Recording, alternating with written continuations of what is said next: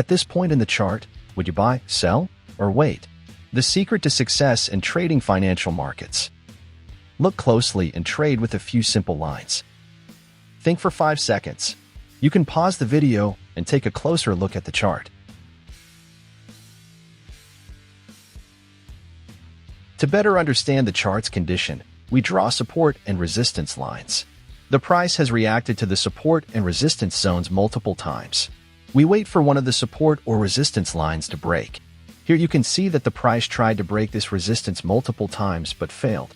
After crossing the resistance zone, we see that the price is pulled back. We open a long trade. We set the risk-to-reward ratio at 2. We also place a stop loss below the last price low. Congratulations! You can see that you were able to profit from the market using this method. The secret to success in trading financial markets. Look closely and trade with a few simple lines. Trade with me.